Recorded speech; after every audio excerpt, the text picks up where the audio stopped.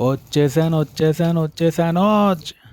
Hi guys! ఈరోజు నేనైతే కానకత్తల చేపల పులుసుతో వచ్చేసాను. దీనికోసం నేనైతే పచ్చిమిర్చి ఫస్ట్ ఏసుకున్నాను. దాని తర్వాత కొత్తిమీర ఏసుకున్నాను గాయ్స్. అదే దాంట్లో మనం పుదీనా ఏసుకున్నాం.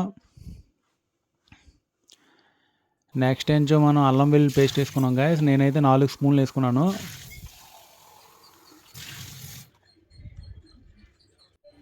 తర్వాత మనం జీలకర్ర పొడి ఏసుకున్నాం గాయ్స్. జీలకర్ర పొడి. తర్వాత పసుపు ఏసుకున్నాను గాయ్స్.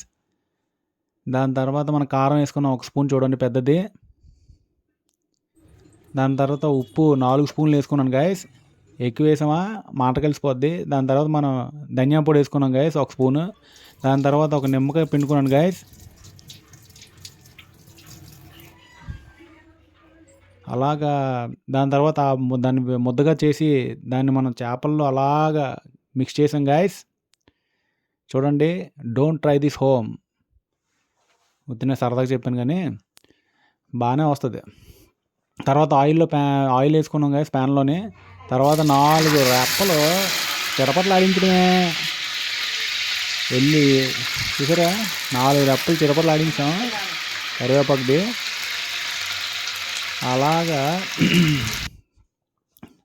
అలాగది అలా చిటపట్లాడిన తర్వాత దాంట్లోనే మనం చేపలను అలా తీసుకొని మెల్లిగా దాంట్లో వేయాల. వేసామా, వేసిన తర్వాత ఊరుకోకూడదు దాన్ని. ఏం చేస్తాం, మెల్లిగా మన కడాయికి 4, 5 సరిపోయి 5, 6 వేసాం.